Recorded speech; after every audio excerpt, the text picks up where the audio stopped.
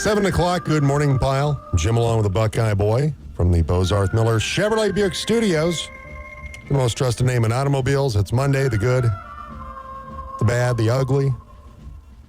Hey, Kyle Freeland looked great yesterday. Sam Hilliard did a 3-run home run.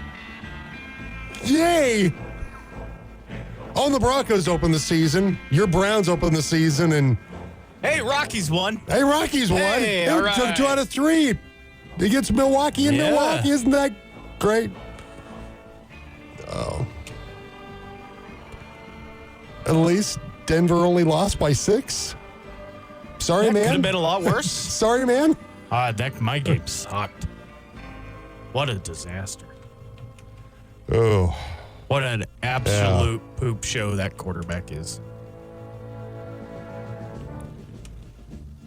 Gets problems there, man. Well, and there are people who think Denver's got problems. They're wrong, though. That's the thing. I'm not. Broncos fans, he's going to be all right. Just chill. I know. It's like I'm texting yesterday with Mike from Scottsdale. We're totally going to sell him it. And Because this is a ridiculous take. And Mike wanted him benched to start second half, wanted Nick's benched. And then at the end of the game, or toward the end of the game, it's like, well, is there a quarterback controversy? No. Short answer, no. Yeah, you've got to let him play. You got to let him learn. If you think he's the best option you have, then you have to let him grow into the job. You're going to have to let him take his lumps. Caleb Williams didn't look great yesterday. Jane Daniels wasn't bad for He Washington. looked all right. He was okay. He wasn't bad. May never see Drake May's face if Jacoby Brissett keeps winning.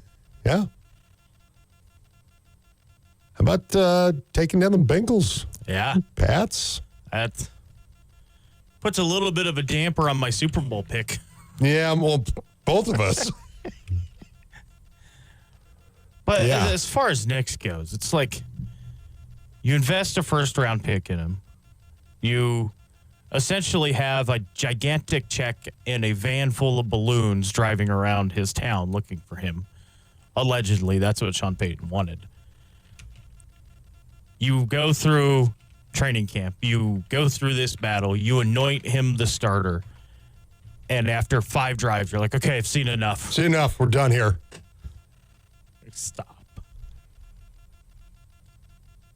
It's a little bit ride or die with him. You know? I mean, this is the commitment you've made, and you can't just go after one half of football or even one football game. Go. When people Yep, out there time to get pull the plug on this. people out there get mad at me for poking fun at unrealistic Broncos fans, Exhibit A. Right there. That's pretty much what I'm talking about every time. Are you serious? When he's sitting there, like, well, no, he's got to play. First incompletion of the game. Bench him. He's done. Well, he's so washed. How about run the football and help him out a little bit? How about that? How about make a play or two? Receivers, catch a ball or two. But I get it. There was some good coverage at times, but there are times. Cortland Sutton looks checked out A little bit. 75% of the time. A little bit. Like, there's that one over the middle, and I know Adam Archuleta, who we'll talk about in Soundcheck, was like, man, Bo Nix has got to throw a better ball. Like, between his hands? Like, where exactly is he? I know maybe it was a little behind him, but it was, And it was in a front little bit of a wobbler, hand. but it wasn't. But it was right on him. It was between the 1 and the 4. Got him. Cortland Sutton was very much, I'm good, boss. Like, no, you got to catch that. I mean, early on, the Denver defense was balling out. They get a sack on Smith. They get a pick from Singleton. You know, and Bo made the 2 picks were bad decisions. They were terrible decisions. But I thought in the fourth quarter, he started to kind of put some things together a little bit. I just, you've got to have some patience, people. You know what he did in the fourth quarter? You could tell, at least maybe it was a conscious decision between him and Sean Payton, but it was very much you know what? Screw it. Just go out there and do whatever you need to do. That's kind of how it felt a little bit. Go do whatever you can to help us win here. Go move the ball, score some points. Let's see what we can do. Exactly. Let's get something to build on for next week. Or maybe still have a shot at winning this football game. I mean, it's a one-score game. And if the defense, if Riley Moss takes a better angle on Tyler Lockett, and they get a stop there to get the ball back, not saying they win, but that didn't help when Lockett comes up with that catch. And like I said, Moss took kind of a bad angle on it. And they get the Lockett first down. Still almost dropped it, too. And he still almost dropped it. Grab it, you know. I just feel like it wasn't great. No, it wasn't great. But seldom is a rookie quarterback great. And, okay, I know you're going to crack on Adam Archuleta, and rightfully so, deservedly so. He did make a good point about C.J. Stroud. Remember last year, that first game was like, because he didn't throw any interceptions for like 5 weeks, people forget that it was bad the first half and change was like, ooh, man.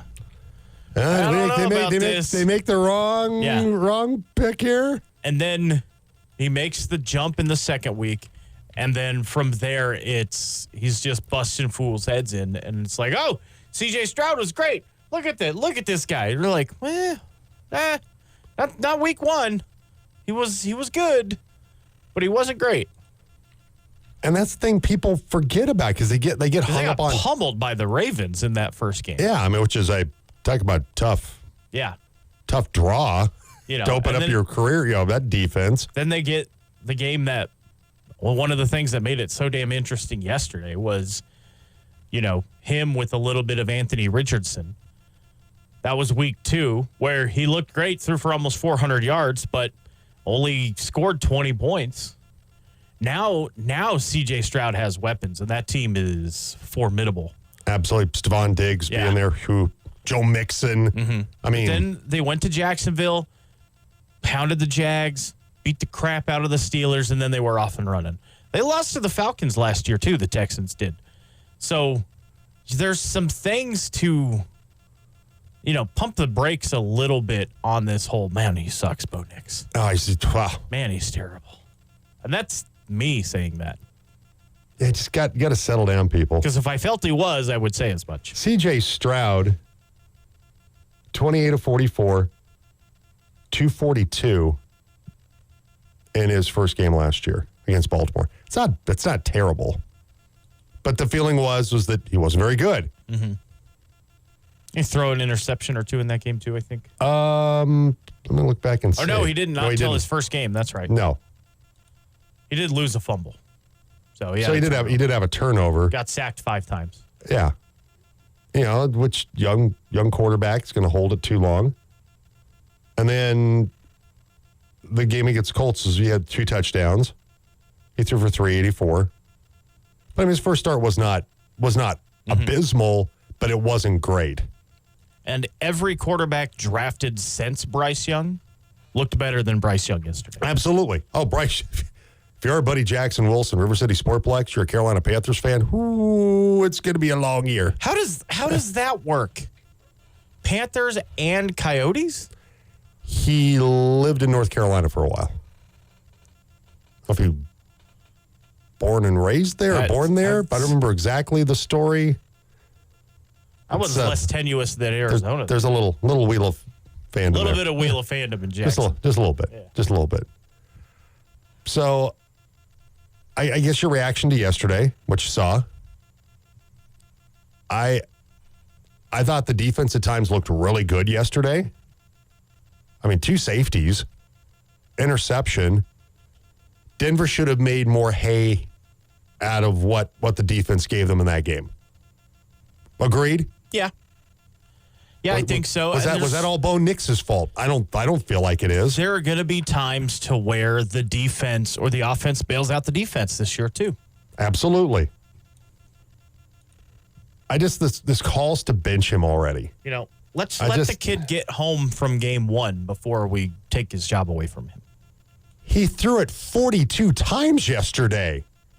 Is that a recipe for success? I think not. For your rookie quarterback? He led them in rushing yesterday. But they have like 7 feet rushing outside of him, it feels like. Pretty much, yeah. I mean, Nick Did not have a whole lot of rushing yards. 99. He had 35. He had 35 yards. Jaleel McLaughlin, 2.7 yards average. Javonte Williams, under 3. Audric Estime had a 12-yard run and a 2-yard run and a fumble that the team Luckily, was it Troutman, I think. Somebody so. came able up to with fall the on top of. And you saw Audric Estime. It's like, man, I love this guy. Sean Payton thinks he's fantastic. Put the ball on the turf, and now he's on a milk carton. Yeah, Like, and he then was what is the deal with gone. Javonte Williams? You felt like you saw him very seldom yesterday. He only had 2 less carries than McLaughlin. He had 2 good runs, and then it was kind of couldn't like get past the line of scrimmage. Yeah. I think he had 9, and then he had another 6 or 7.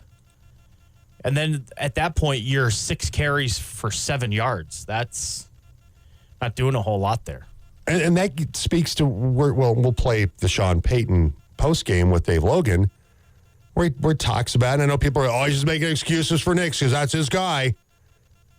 But the running game's got to help you out. You got to help your young quarterback out. Mm-hmm. Javonte Williams played more snaps yesterday than any of the other running backs. Really? 52%.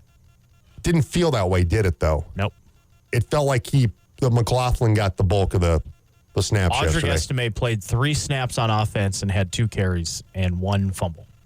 It was a nice run until the guy punched it out of his arms. And that pretty much tells you all you need to know there. Jaleel McLaughlin, dude. Got to secure the ball, man. On that a little sideline route. You can't cough it up there. Speaking of fumbles, what about Travis Etienne? Ooh. Ooh. Oh, man. You punch that in. It is good night, Gracie, it for is the Dolphins. over. Dolphins are done. And then you lose. They're being hauled into a tuna boat. Yes. Sorry for those that love dolphins. Just kidding, kids. Dolphins aren't made into tuna. No, they're not. No, they're not. Not anymore. Nightmare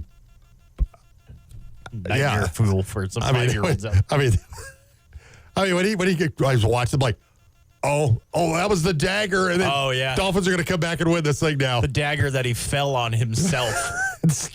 And kept falling on himself repeatedly. Oh, man. Looks like Garrett Bowles is going to be okay. By the way, left the game in the 4th quarter. Ankle injury. Then he returned to the sideline and a couple times tried to go back on the field. Was that a huge loss? I don't know. Yesterday? I don't really feel like it was, really. No, not really. Not really. It was kind of like, Garrett Bowles is out. Oh, okay. Okay. Like, they didn't get significantly better, so I guess that speaks well for Bowles, but they didn't really get a whole lot worse with Matt Parrott. Oh, yeah. So just calm down, people. Let's not send Bo Nix to the island of misfit quarterbacks where Paxton Lynch and Brock Osweiler and Trevor Siemian all see live. that guy, that writer for the Ringer. He was right. Bo Nix is the worst quarterback in the league. He's right. He's not even the worst quarterback to wear orange yesterday. So let's chill for a second on that. Yeah. But I'm not talking about Joe Burrow. I'm talking about old Captain Hansy himself. Oh, yeah. Oh, yeah.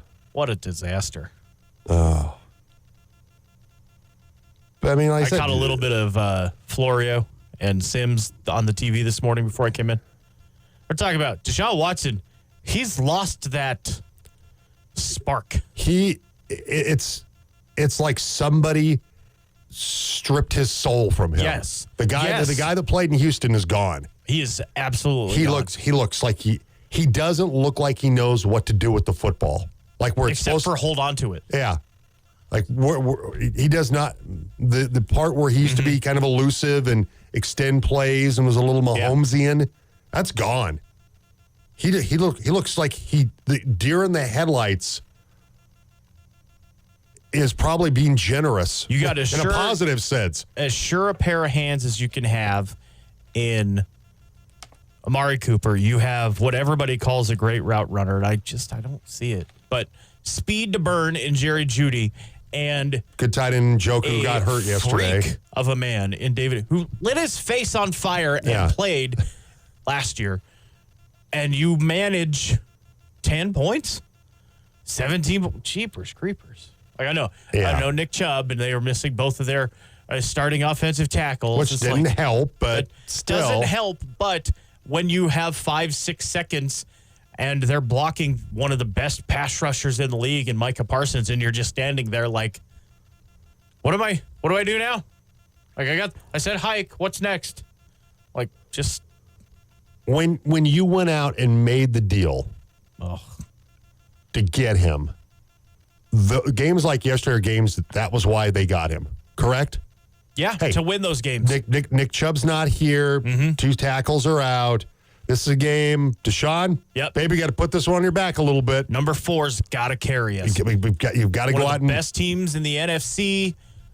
Outstanding offense, elite defenders. Happy quarterback. He just got his payday. Yeah. And they got a lot of happy guys offensively that got paid this year. Yeah. Go out there and beat them at home. Expectations sky high for this team. Then you go out there, you lay a wet fart like that. Yeah. Oh, my God. Yeah. I hate football. Actually, I hate Deshaun Watson. I like football. I love football, but I had a bad weekend when it comes to football. Great weekend otherwise. Fun weekend. Great weekend. Hey, football's back. Yeah. That's good. Cyhawk. Yeah, way to go, Iowa. We'll talk about good call, bad call later on. Jeez. We got a chicken bone stuck in there I know. somewhere. Friday, because George texted in. He was also giving me crap about Xavier Worthy. Give me crap? Yeah, because I'm not here on Fridays. I know, but he was giving you crap about because you didn't think he was that good or something like that. Xavier. Okay. I don't know. Anyway, he was saying go Cyclones. I don't remember what I did yesterday. I was like, look, Iowa scored 40 points last week. Cade McNamara, big second half. Mm-hmm. This week, pretty good first quarter, and then Johnson kid was good though. Shouldn't have lost that football game. Should not have lost it. Give Anthony Beck, the former tight end, XFL coach, his kid Rocco. Oh, yeah. Rocco is the quarterback at Iowa State. Played good. He did play good. Kid balled out at the end. That throw to get them down in field goal range, that was a beautiful throw. But George Kittle had Brock Purdy over to his house to watch that game. That Brock Purdy probably not a good idea. Brock Purdy was very happy. Yes, he was. Saw that video. I just, it's like how do you lose that football game if you're Iowa? How do you lose that? How do you? Because you can't throw the football. You can't do crap when you have to. A, B, C. A always B, B, C closing. C closing. And no, they did not. Not. Oof. Oh. Colorado, though. They could have had 2 Shedeur Sanders, and they still wouldn't have won that game. And Coach Prime can sit around and talk about, we were much better in the second half. Yeah, when your kid got hurt. And I get it that you want to have things positive to build on. But, man, from the jump, I'll be honest, game was over in the first series. Because Nebraska came out, pinned their ears back, and got after Shedeur Sanders.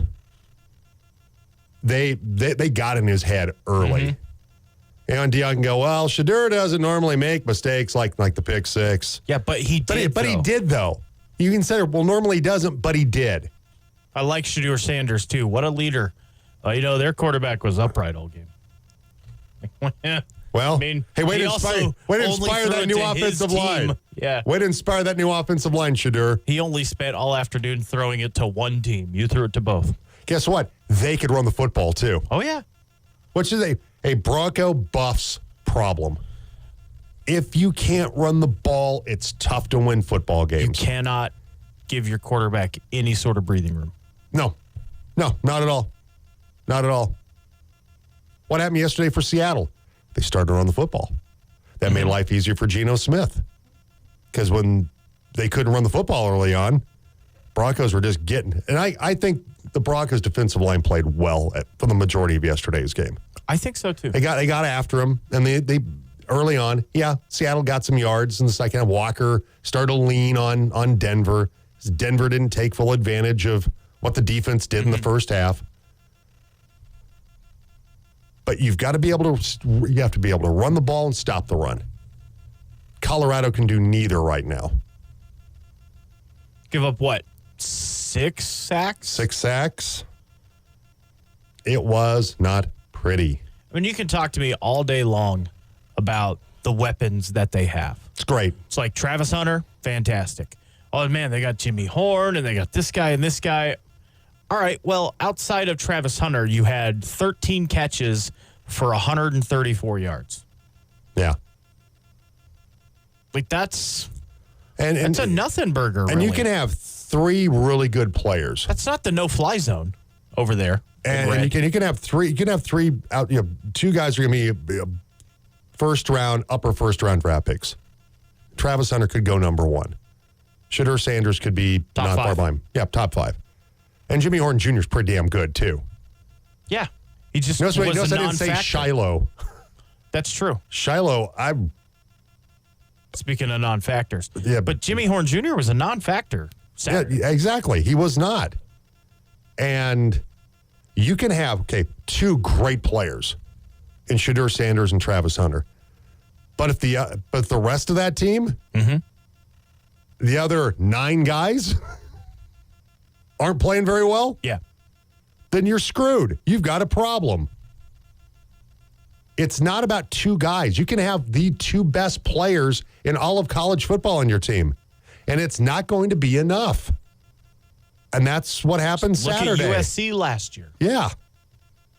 It's not enough. LSU had the Heisman Trophy winner, and they lost 4 games. It's not enough. You have to have good players around incredible talent. Colorado doesn't have that right now. They don't.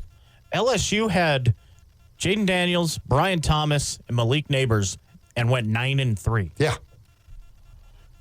Yes. Those 3 of those guys were drafted in the top 10, and they went 9-3. The thing that's going to be good for Colorado, though, with the Rocky Mountain Showdown,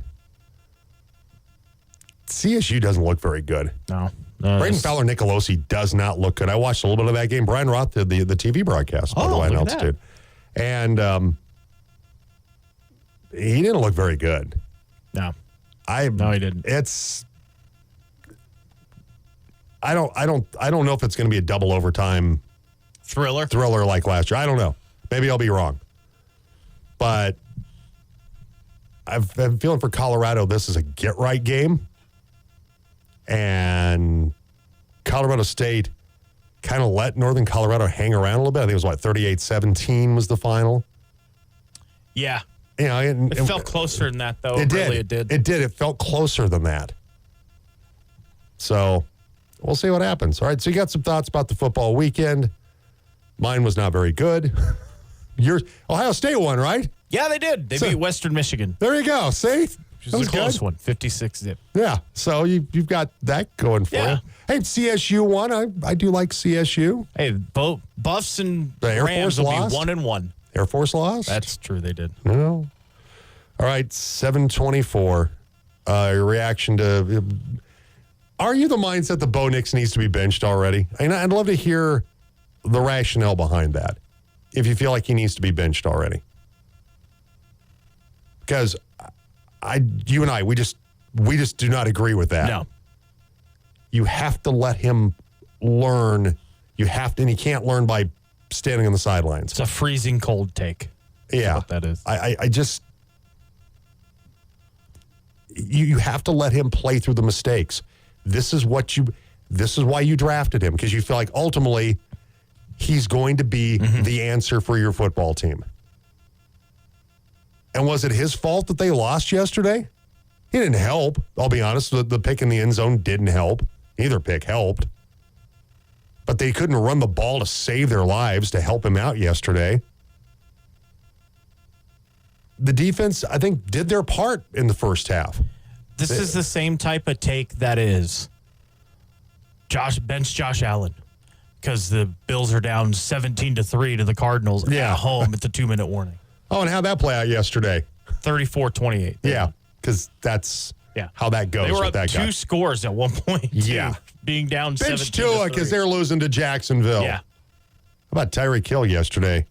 What an interesting day that guy had. Yeah. Well, there was a report that he asked one of the cops about working in law enforcement because I heard that take yesterday. He wants to be a cop. He said he wants to be a cop when he's done playing. So it wasn't supposedly it came up in the conversation when they were arresting him. Mm-hmm. Is that really the first thing you think about? Hey, got any job openings, guys? Is this going to affect my future? Because I'm really interested in law enforcement. I'm interested also in Tyreek Hill says he did not drop the "Do you know who I am?" You know he did. I don't know. Like I bet he did. I do want to believe it though, to where he's just like, all right, whatever. You'll find out soon enough. But they cuffed Calais Campbell. Like, I mean, what's going on here? All right, 7:26. It's time for What's Happening? And it's brought to you by ComWest, your technology partner. One call, one team, one goal, helping your business grow. ComWest helps business owners grow their business by providing quality, reliable, personalized technology solutions. They support and secure your business technology consistently and professionally. IT services to meet your business needs, PC and server support, business phone systems, surveillance, network support, cybersecurity, and backup and disaster recovery. At ComWest, they're not looking for work. They're looking for a partnership. They service the entire Western Slope. They can be there in person to help you. Call them today at ComWest, 970-242-8142, or go to ComWestCorp.com. All right, despite an early interception along with two safeties, the Broncos couldn't get the offense going in their 26-20 loss at Seattle Sunday. Denver linebacker Alex Singleton picked off Seahawks quarterback Geno Smith early in the first quarter, setting up a Will Lutz field goal that gave the Broncos a 3-0 lead. Rookie quarterback Bo Nix made his first regular season start, and it wasn't pretty. He threw 2 interceptions, one of which was in the end zone as he went 26 of 42 for 138 yards. He did add a rushing touchdown. Denver coach Sean Payton says the offense didn't give his young quarterback much help. I thought Bo competed out there. We had drop, but we didn't do enough offensively outside, and we got to improve in that area. Nick says the Broncos defense gave them a chance to win in Seattle. It was a tough battle. I thought Seattle did a really good job on defense. They made it tough on us. I thought our defense played really good to keep us in the game.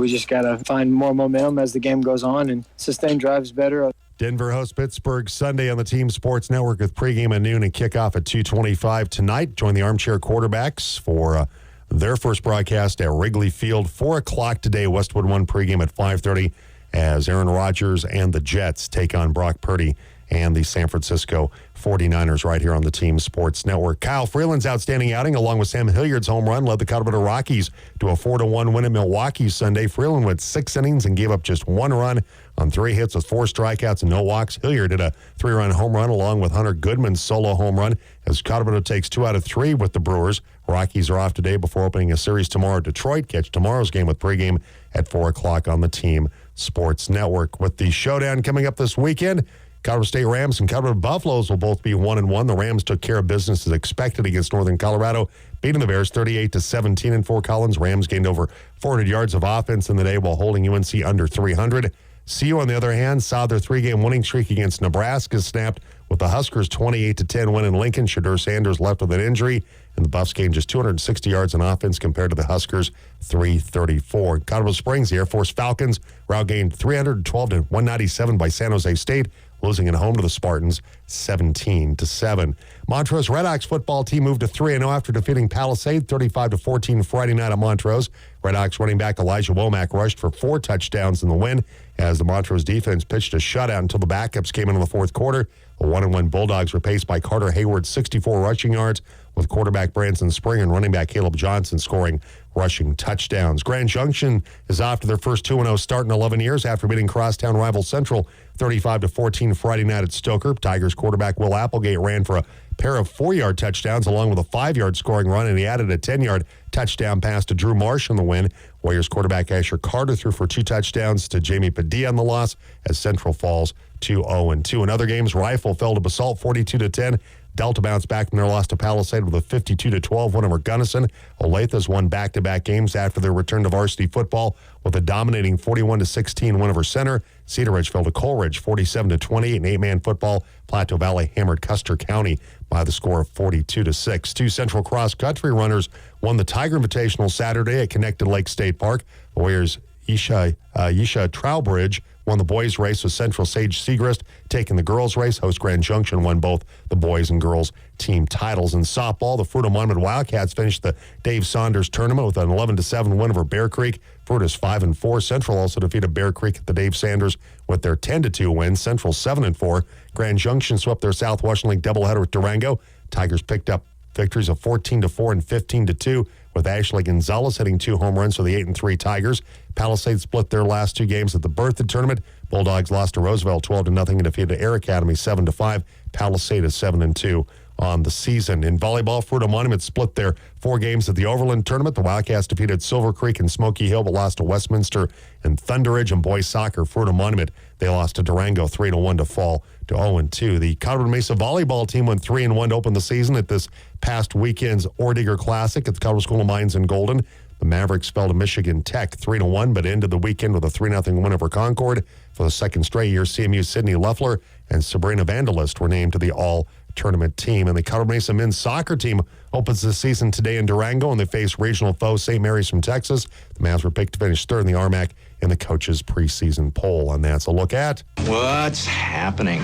Brought to you by ComWest, your technology service partner. One team, one goal, helping your business grow. Call ComWest today if you need IT help for your business, 970-242-8142, or go to comwestcorp.com. All right, we'll take a break. We'll come back at the highlights from yesterday's Broncos loss in Seattle. Also, Broncos coach Sean Payton. That's on the way. This is the Jim Davis Show on the Team Sports Network. Who do I listen to? The Jim Davis Show on Colorado's sports leader. Whoever suggested that has got to be smoking crack, and plenty of it. Whoa. The Team.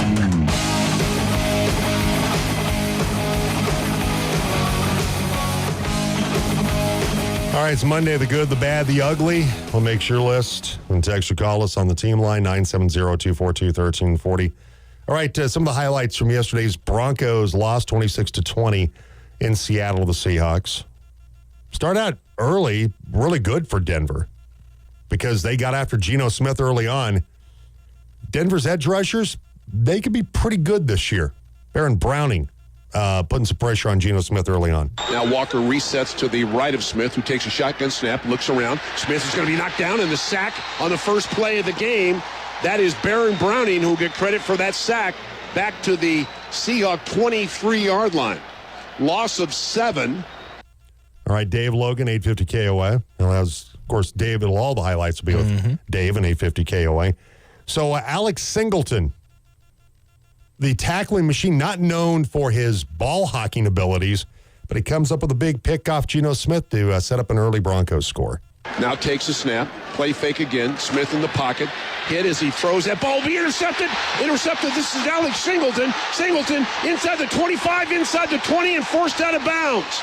Jackson Smith and Jidba forced Alex Singleton out of bounds, but on the second play of the game, the Broncos defense with a huge turnover, a return of 22 yards, and Denver in business, 1st and 10 on the Seahawks 18. All right, so Denver getting after Geno Smith, the sack, then the Singleton interception.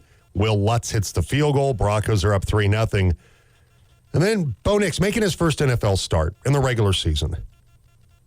Makes a really bad decision going in for a chance to score points for the Broncos. Single receiver right, in the pocket, bounces around, throws a ball that is going to be intercepted at the goal line by Julian Love. He tried to squeeze it into Courtland Sutton, but the ball was late, and really, as soon as he let it go, I think everybody wearing orange said, no. Yes, that's what we all did, Dave. No. Yeah. Man, he kept trying to get it to Courtland Sutton yesterday. He had 4 catches, 38 yards. I think, Sutton had like 11 or 12 targets in that game? Something like that. Yeah. There's way too many. Well, yeah, for the way things turned out in that game. So Bo Nix throws his first NFL regular season interception. And then Denver defense, they're able to do something that doesn't happen hardly ever. They get 2 safeties in this game. Yeah. They get a holding call on Seattle in the end zone to set up their first one. Design roll to his left, waits for a receiver, penalty flag thrown, pass is incomplete. Now, if this is a holding call, this is going to be a safety. And I think that's what's going to be the call. Holding. Offense, number 75. The foul occurred in the end zone. By rule, acceptance of this foul results in a safety.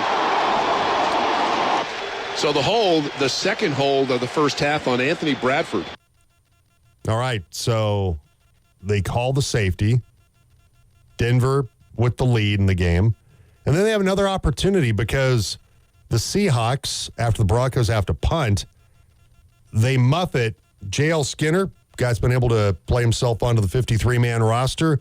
Backup safety for the Broncos comes up with a recovery. Tight spiraling effort. Williams backpedals, makes the catch, and fumbles the football. It's free. It's still free. Tried to pick it up, and Denver looks like they've got it inside the 10.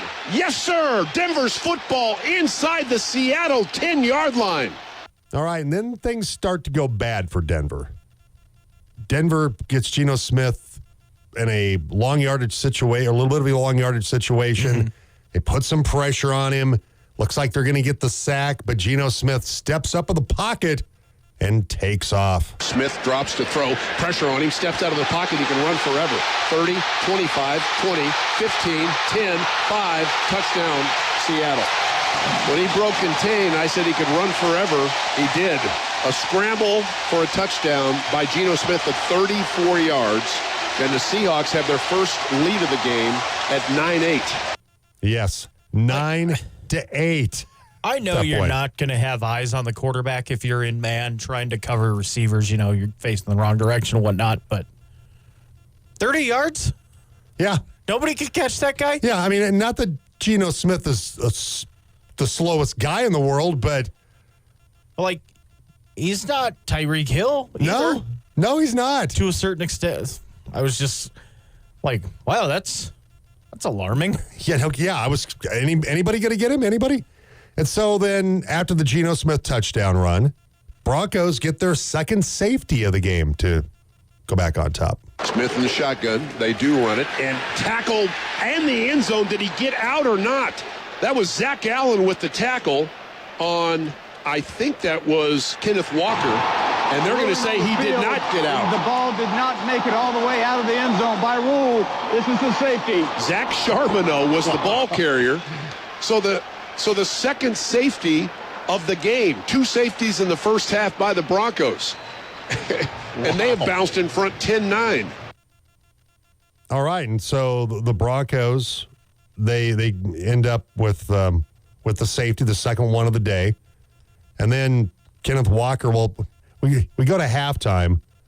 Denver has a lead. They're up after a field goal 13 to 9 at halftime. And things, while not been perfect, defense played pretty well. I mean, 2 first half safeties, interception sets up a field goal. It's not too bad, not too shabby. And then the second half rolls around, and the Seahawks start to get the run game going with Kenneth Walker III. Handed off running right side. This is Walker, stiff arms the Bronco defender to the turf. Breaks out of a tackle, 10-5, leaps into the end zone. Touchdown, Seattle. He is not a guy you can arm tackle. Riley Moss couldn't get him down on the ground, and that is a run for a touchdown of 23 yards, and the Seahawks back in front, 15-13. And then the Broncos start turning it over. Jaleel McLaughlin can't hold on to a pass from Bo Nix. Takes a snap, 5-man pressure. Nix in the pocket, throws the check down. McLaughlin has it. He fumbles the football, and it's covered by the Seahawks. He was trying to make a move on a defender, actually made the move, but the ball was knocked free. Now, Jaleel's getting up saying, listen, I never had the ball. Jerome Baker recovered the ball. We'll wait and see after we take a look at it. So after that, they get a field goal. It's 19-13 Seattle at that point in time. And, for the Broncos, it's, just kind of goes south from here in the second half. So for Denver, Bo Nix throws his second interception of the football game. Bo rolls to his right, now sets up, loads it up, throws a ball that'll be intercepted at the 35-yard line. He tried to squeeze the football into Cortland Sutton, and Reek Woolen was all over him. Woolen, who had 2 interceptions last year, with his first this year, second of the game by the Seahawk defense. All right, but then Bo Nix does something positive. Denver down, trying to get it to at least one score. And Nix finds the end zone, this time with his legs. Nix takes a shotgun snap, looks left. Now flush, rolls to his right. Nix at the 10, pumps once to the 5, pumps again. Pirouettes and rolls into the end zone. Touchdown, Denver. 4-yard run that he actually ran about 50 yards to make. But a 4-yard touchdown run officially by Bo Nix. But unfortunately for the Broncos, they come up short. They lose 26-20 in their opener. After the game, Sean Payton talked to Dave Logan. Let's do this. We'll head down to the locker room and talk with the head coach, Sean Payton. Sean, it's Dave Logan. Just your overall view from the sideline on the first game of the season. Yeah, look, it was a tale of two halves. I just finished telling our players. We did such a good job defensively in the first half. And in the end, we didn't run the ball as well as we needed to, and they ran the ball better. So that momentum shifted in the second half, and it's not uncommon. We've seen the momentum swings. You just got to fight to get it back, and it was a little too late. Look, I thought Bo competed out there. We had some drops, but we didn't do enough. We didn't do enough offensively outside the QB, and we got to improve in that area. Yeah, you talk about, trying to stay ahead of the sticks, and you had 27, I believe it was 27 first down plays, and 17 of those went for 3 yards or less. So you had some long distance operations, even on second down. Yeah, I agree. And it felt like it calling plays. You can tell where you're at on your call sheet based on, and it was one of the keys for us, early down efficiency, and we weren't effective enough there, and I've got to do a better job that way. Hey, final thought. The defense hangs in there certainly early in that. The Seahawks had only three plays of over 20 yards. All 3 of those went for touchdowns. But what is your mind? What do your eyes tell you just an early glance at how the defense played? Look, I think, ultimately, I haven't looked at the total snaps, but we've got to possess the ball longer. And then finally in the second half, they got into a little bit more no-huddle tempo. Hit some plays on us, but overall there were a lot of positives to bring away from that game. Yep. Sean, appreciate it. We'll see you this week. Yep, thank you. All right, Dave Logan with Sean Payton. Broncos host the Steelers. Maybe we'll see Russ on Sunday. We'll see what happens there. Justin Fields got the start. Steelers beat Atlanta yesterday, so we'll have that game Sunday noon with countdown to kickoff. 2:25 kickoff. Broncos host the Steelers on the Team Sports Network. All right, it's time for Sound Check. Ladies and gentlemen, can I please have your attention? I've just been handed an urgent and horrifying news story, and I need all of you to stop what you're doing and listen.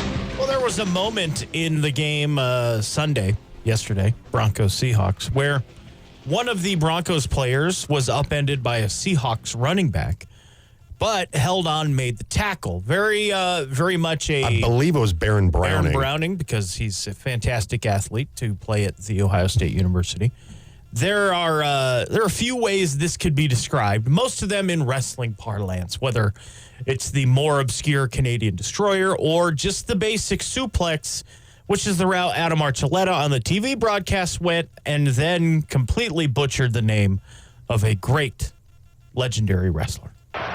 We got some physical, hard NFL hitting down there. Browning goes head over heels. Oh, man, that looked like Jimmy, the WWF, suplex. Yeah, like the Jimmy old suplex. Jimmy Superfly Snuka with the Ricky the Steamboat Dragon with the suplex. Now, Ricky the Steamboat Dragon does sound intimidating, but Ricky the Dragon Steamboat is a much better wrestler. Yeah. Also, I do appreciate, although it takes some time getting used to new names, and we're 22 years past. He still calls it the WWF. So keeping up on those current current times. Yeah, he's focused is on Adam football. Archuleta. He's focused on football. Yeah, he went with a wrestler that was great in '83, with a name that hasn't been used since 2002. Great.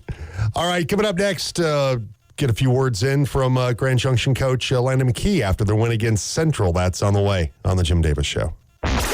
I'm a big sports addict. I like sports. Sport. This is the Jim Davis Show on the Team. 101 FM, 1340 AM, Grand Junction. 102.1 FM, Delta Montrose. Get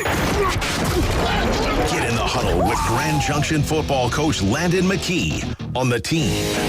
Tigers coach Landon McKee brought to you by the Rick Nelson Agency and American Family Insurance. For a free comparison, call this team of licensed professionals at 970-241-0078. Tigers off to their first 2-0 start in 11 years. Grand Junction coach Landon McKee with us. Landon, how you doing?